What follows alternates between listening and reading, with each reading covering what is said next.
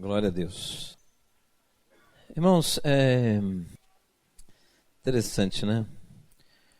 Porque a palavra que nós lemos todo momento da ceia, nós pegamos a carta de Paulo aos Coríntios, né? Primeira carta aos Coríntios, e o texto fala com muita clareza, né? Que nós fazemos um memorial. E hoje eu queria trazer uma palavra, o tema da mensagem, né, é o sol que derrete a cera, é o mesmo sol que seca o barro.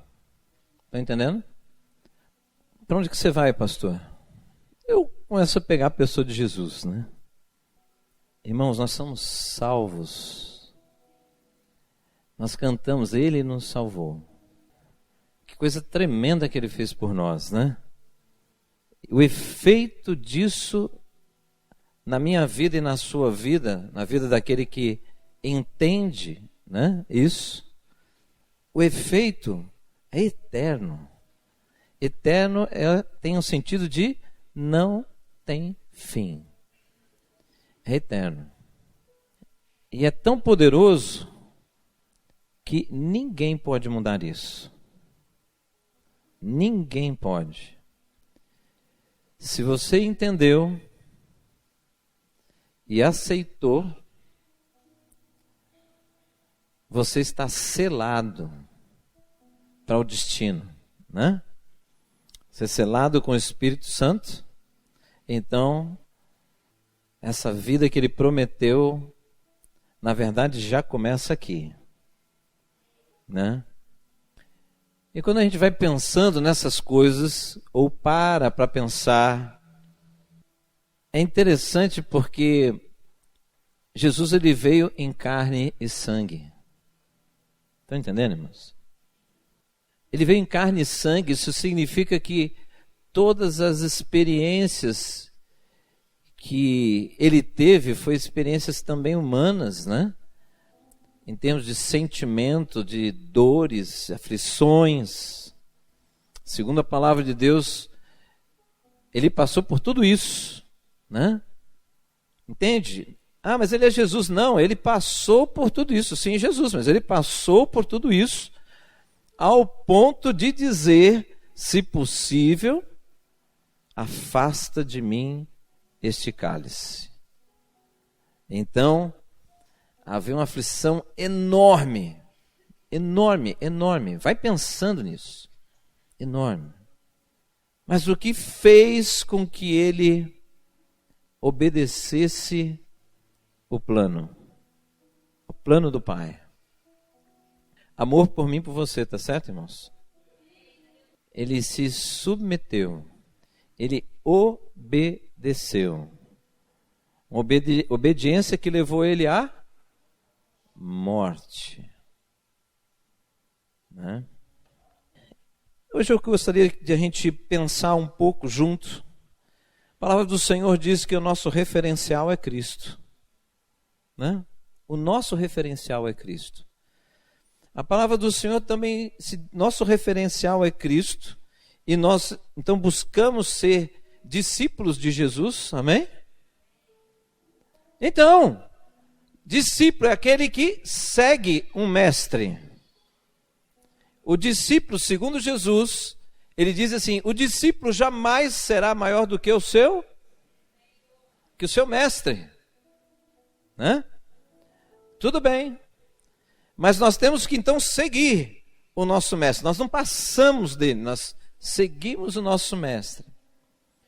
E muitas coisas que ele fez, a razão dele vir, tudo que ele fez sobre a terra, você vai ver nos evangelhos que ele sempre buscava o Pai, né? Subia ao monte em oração, se afastava e orar, passou a madrugada orando, e depois ele vinha e tinha uma direção, pessoas eram curadas, pessoas eram libertas, ele tinha uma palavra poderosa. Então aquelas coisas que aconteciam depois da oração, eram atitudes debaixo de uma direção. Que isso significa obediência. obediência. E nós, até hoje, somos beneficiados por isso. Hoje nós estarmos na casa do Senhor, podendo estar em tantos lugares, talvez domingo de manhã, podendo dormir um pouco mais ou ir passear, e nós estamos vindo na escola bíblica, participamos de alguns estudos da palavra, porque Deus disse que nós devemos fazer isso, né? E quando nós vamos então obedecendo a vários pontos, né? Os passos que Deus nos orienta a dar, você mesmo já está percebendo que existe mudança no seu lar, por causa da sua atitude de obediência. Nós não podemos crescer em fé se nós não temos o conhecimento da palavra. E para ter o conhecimento da palavra, nós precisamos dedicar um tempo para isso. Nós não podemos ter relacionamento com Deus, que é Espírito, se nós não tivermos uma vida de oração. E isso precisa dedicar também um tempo para buscá-lo, né? E aí nós vamos um pouquinho antes, né? Um pouquinho lá em Abraão. Abraão, ele teve que sacrificar seu filho. Ele fez isso? Não. Mas a direção foi essa? Foi essa. Interessante que Deus disse para ele para fazer isso, mas na verdade não permitiu que acontecesse. Então Deus estava fazendo o quê? Colocando Abraão em... Vocês acham que Deus só pôs Abraão em prova e pronto?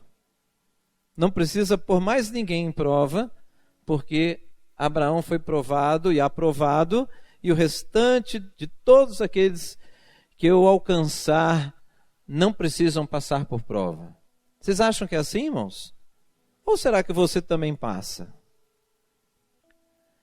Eu acho interessante que algumas pessoas falam assim: pastor, nós estamos vivendo um tempo muito gostoso, o evangelho é light.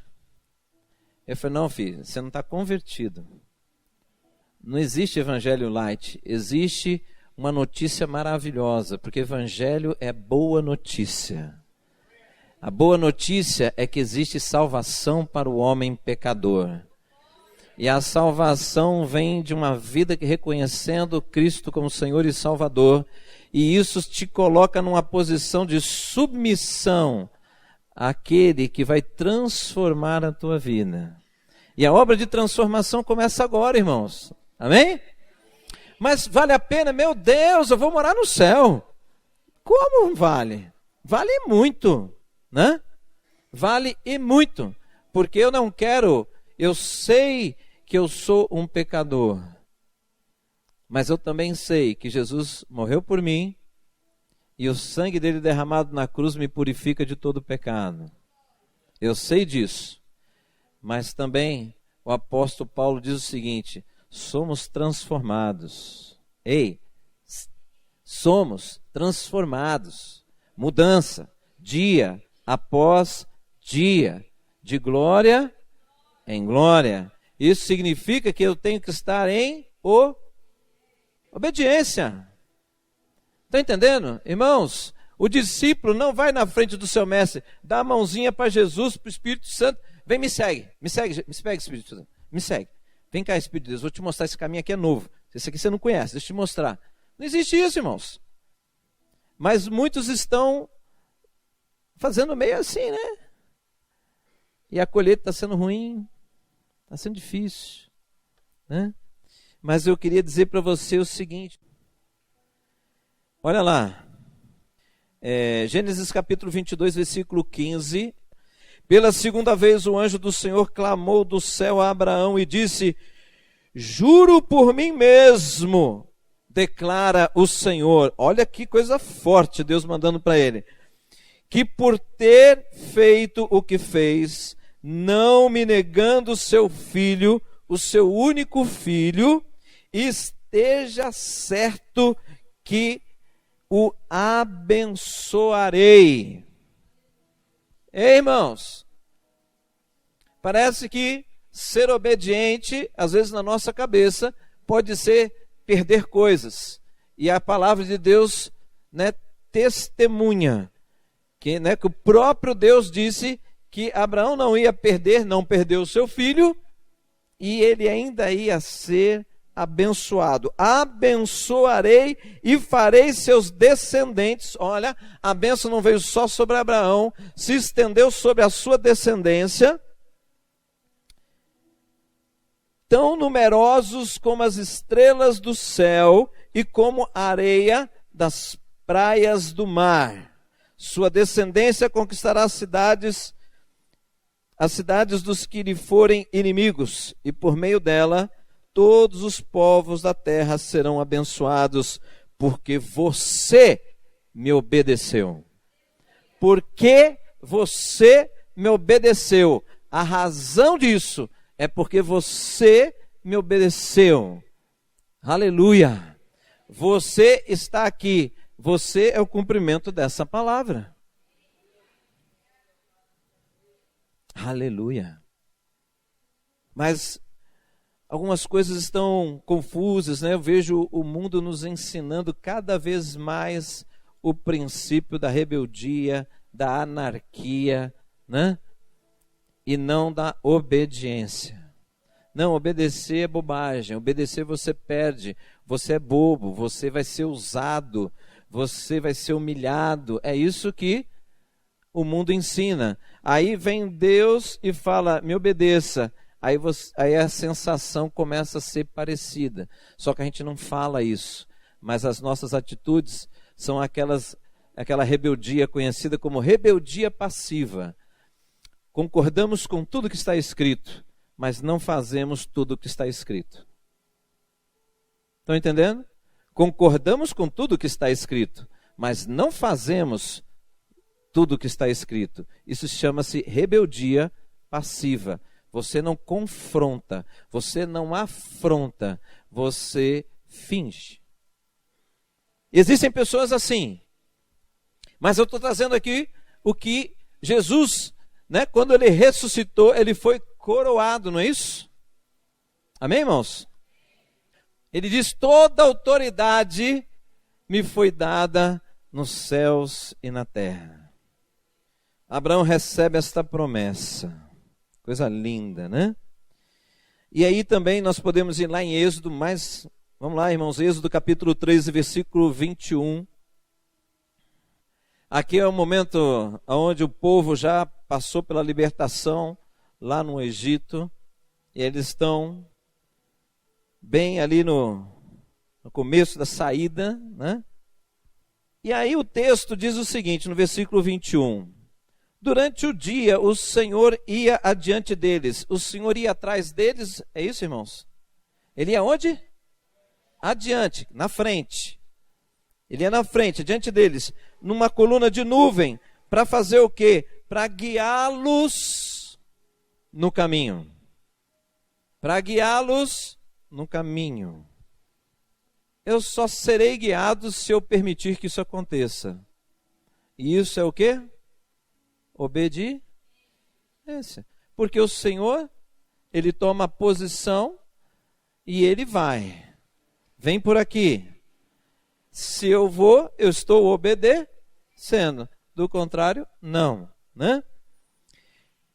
Numa coluna de fogo para iluminá-los, olha a razão, para iluminá-los. Olha, então obedecer ao Senhor, eles tiveram ganho. Havia uma direção, e assim podiam caminhar de dia e de noite. A coluna de nuvem não se afastava do povo de dia, nem a coluna de fogo à noite. O que significa isso, irmãos? Que Deus guiava. Mas se você ler o texto todo, do livro de Êxodo, você vai ver que algumas pessoas não estavam dispostas a isso. E elas pereceram por não estarem dispostas. Mas aqueles que aceitaram a direção, aceitaram por saber quem era Deus, aquele que estava libertando, confiando nele, eles seguiram, e aqueles chegaram aonde Deus disse que eles iriam chegar. A mesma coisa para nós hoje, irmãos. Agora veja bem, nós concordamos com a palavra, mas às vezes nós não praticamos a palavra. Eu concordo, eu leio, concordo, eu leio, acho maravilhoso, eu leio, acho impactante, mas na hora de colocar na minha vida, parece que aquilo dilui, parece que aquilo desaparece da minha mente e eu vou fazendo outras coisas. Isaías capítulo 1, você pode ir lá? São textos bem conhecidos, né? Eu estou passando para vocês. Isaías capítulo 1, versículo 19, olha o que Deus fala através do profeta Isaías. Se vocês estiverem dispostos a obedecer, comerão os melhores frutos desta. Se vocês estiverem dispostos a obedecer, vocês sofrerão dores. Está assim na sua Bíblia? Não. Olha que coisa, simples, um texto simples, curto, objetivo.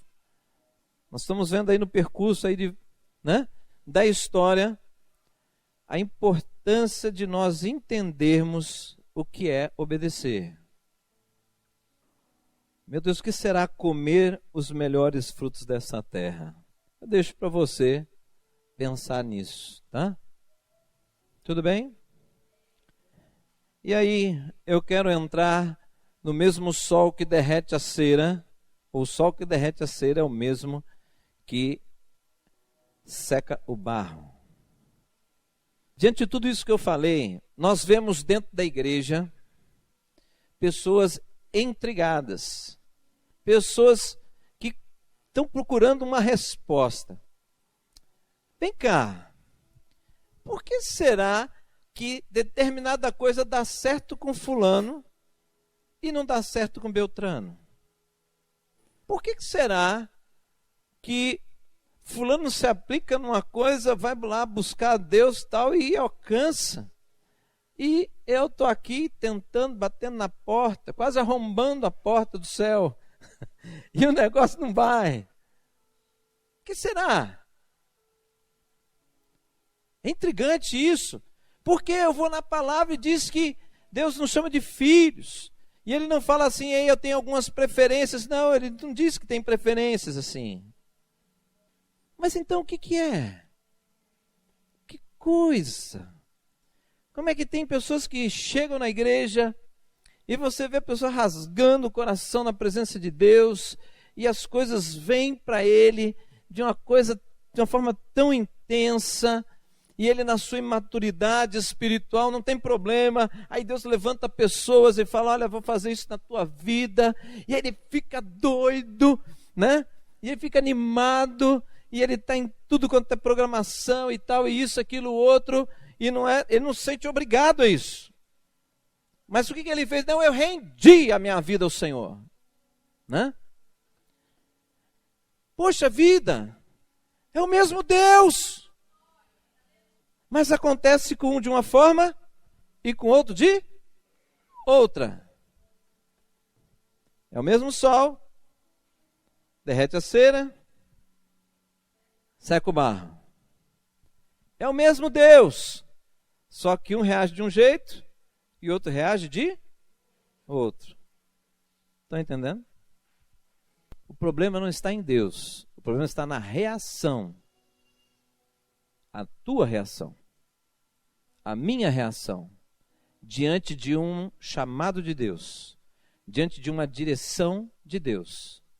Conforme você reage, isso vai se manifestar. Algumas pessoas ficam perguntando, né? Volta e meia perguntam, poxa vida, você acredita na predestinação? Eu falo, não. Ah, mas e o faraó? E o faraó? Na sua versão, talvez você tenha aquela versão que diz assim, e Deus endureceu o coração de faraó. Já leram? Você vê em Êxodo várias partes, né? Capítulo 7, você vê no versículo 13, 22, capítulo 8, versículo 19, e vai embora, né? ali no momento das pragas do Egito, né?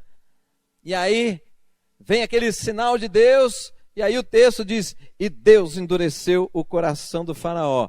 Na sua versão talvez esteja assim, na minha já não está mais assim. Na minha versão diz, e o coração de faraó se endureceu. Então deixa eu tirar uma dúvida de você, esse aqui não é a mensagem, é só tirar uma dúvida. Irmãos, como podemos pensar que Deus vai predestinar alguém para a destruição? Se na carta de Pedro, né, olha o que fala lá, o desejo de Deus é que todos venham ao conhecimento da verdade. Esse é o desejo de Deus. Esse é o desejo de Deus para a minha vida, é o desejo de Deus para a sua vida. Ele deseja que todos nós tenhamos o conhecimento da verdade. Mas alguns reagem de um jeito, diante do chamado de Deus, e outros reagem de outro jeito, diante do mesmo chamado de Deus. Estão entendendo? O faraó, por exemplo, diferente de Abraão, diferente de Jesus, diferente de tantos outros personagens da Bíblia, o representante de Deus, boca de Deus na terra, foi até mais complicado, né? Deus falava com Moisés e Moisés transferia a mensagem para Arão e Arão falava para o faraó. Mas e aí? Se você ler todas as pragas, você vai ver Moisés e Arão se apresentando diante do faraó e dizendo o seguinte: o Senhor te manda dizer, libera o meu povo para me adorar. Sabe o que é isso? Não é sentença, irmão. Isso é chamado. Ei, ouça o que eu estou te dizendo, libera. Mas o que ele fazia? Ele tinha uma reação, não. E ele colheu isso. Estão entendendo? Então, guarde isso. Nós temos um Deus. As coisas acontecem na sua vida e na minha vida diante de vários momentos que Deus te chama para caminhar de uma determinada maneira e você age de um determinado jeito. Se você se alinha com o chamado de Deus, nós já vimos aqui, você vai ter bênçãos sobre a tua vida. Se você sai da direção, você escolheu isso, você terá consequências também. Mas eu gostaria que nós estivéssemos, poxa, nós estamos num culto de ceia, que a maior expressão de obediência, uma obediência até a morte, né? Irmãos, nós não chegamos nem perto disso, mas acho que vale a pena você lembrar que existe um chamado de Deus. Existe um chamado de Deus para a sua vida. Que se você não se alinhar a Ele, você vai entendendo as consequências. Se você se alinha a Ele, você será sal e luz da terra. Porque Ele já nos chama, já te chama de sal e luz. Ele fala assim, pela boca de Jesus, sois sal e luz. Ele não diz, vocês se tornarão. Ele não diz isso. Ele diz, vocês são sal e luz. Amém, irmãos? O Senhor nosso Deus, Ele acredita em nós. Ele acredita que nós podemos mudar se nós nos submetermos a Ele. Você nunca conseguirá alcançar a estatura, né, que Ele orienta nós a alcançarmos se você não deixar Ele te conduzir. Obedecer a Deus não é escravidão, é libertação. Estão entendendo, irmãos? Preste bem atenção. Obedecer a Deus não é escravidão, é libertação. Porque o pecado mata, destrói. Se você der liberdade ao Espírito Santo de te conduzir, você lutará contra o pecado e você vencerá Porque o Espírito de Deus te dá condições, te dá poder para vencer. Estão entendendo, irmãos? E a vitória sobre o pecado nos leva à libertação. Um novo homem manifesto, né? A manifestação do novo homem. Então, quando nós falamos assim, confessamos os nossos pecados, irmãos, não é um ato religioso. Não é um ato religioso. Ato religioso. Não é isso. Porque Deus falou com Samuel. Quando ele falou com Samuel e registrar nessa palavra, ele traz para você uma clareza. Como é que Deus nos enxerga? Ele fala: ei, Samuel, não fica olhando esse povo, esses meninos bonitos aí. Sabe por quê? Porque o homem enxerga o exterior, a aparência, mas eu olho o coração. Então, para Deus não tem fachada, né? Deus vai mais profundo. Segundo o texto bíblico, fala que ele esquadrinha mente e coração. E eu sou grato por isso. Porque às vezes a gente não enxerga a nossa própria limitação, e aí vem o Espírito de Deus e fala assim: olha melhor isso aqui.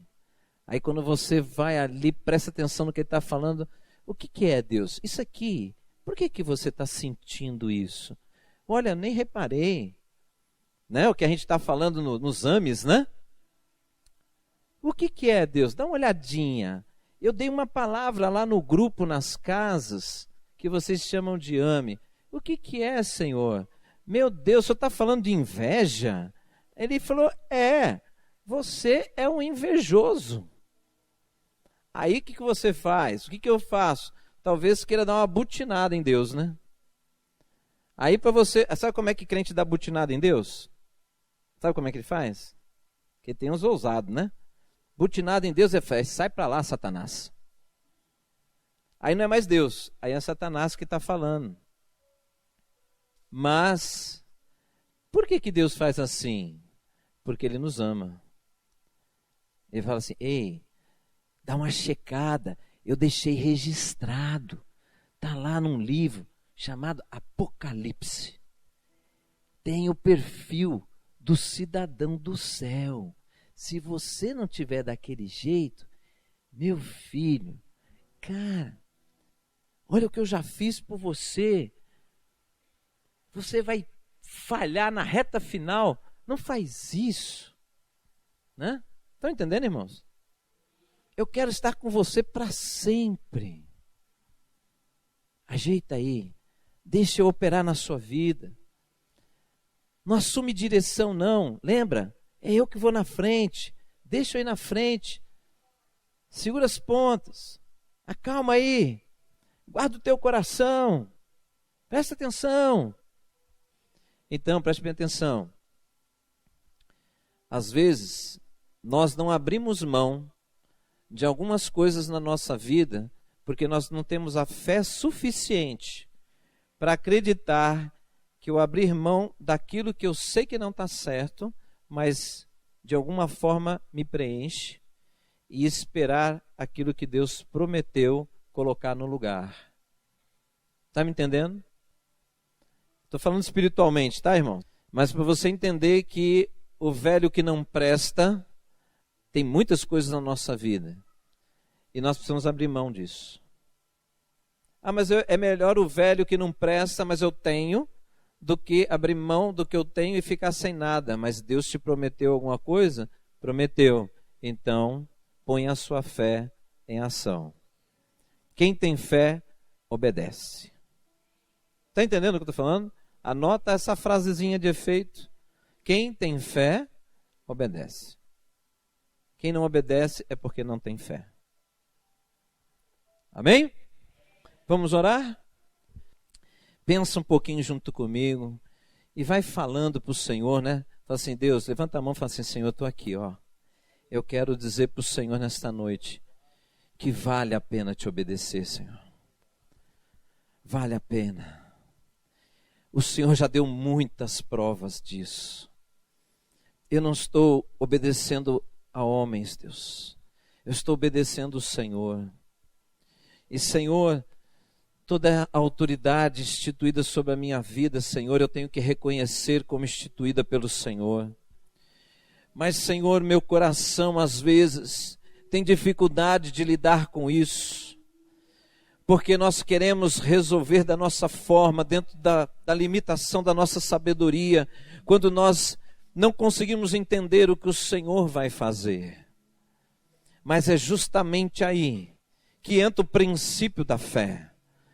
Eu não preciso saber como o Senhor vai fazer, eu só tenho que crer que o Senhor é Deus sobre a minha vida, e se o Senhor me coloca numa direção, é nesta direção que nós temos que ir, porque o Senhor fará. A tua palavra diz que o Senhor trará à existência a tua palavra. Aleluia, Senhor. E aqueles que tiverem ajustados nela, Senhor, serão abençoados, porque o Senhor é perfeito e o caminho do Senhor é perfeito. Aleluia, Senhor. Ajuda-nos, Deus, a lidar com esta luta que às vezes vem no nosso interior, porque nós queremos, Deus, caminhar firmes com o Senhor. Nós queremos honrar o Senhor naquilo que temos e naquilo que somos. Nós queremos que o mundo olhe para a nossa vida e possa notar a diferença quando nós não tínhamos e agora que nós temos o Senhor sobre a nossa vida. Que assim seja, Pai, em nome de Jesus, sobre cada um que está aqui, e que esta bênção que o Senhor liberou sobre Abraão, sabemos que ela também está destinada sobre a nossa vida. Aleluia! Então que nós possamos entender que a obediência ao Senhor rega a nossa vida com bênçãos celestiais. Que o Senhor seja exaltado, Pai, que o Senhor seja glorificado. Nós somos gratos pelo cuidado, pelo trato do Senhor, pela maneira como o Senhor trabalha a transformação da nossa vida. Nós somos gratos, Senhor. Recebe toda a glória, todo o louvor. Amém, Senhor. Amém. Amém, meu irmão. Uma salva de palmas ao Senhor. Aleluia.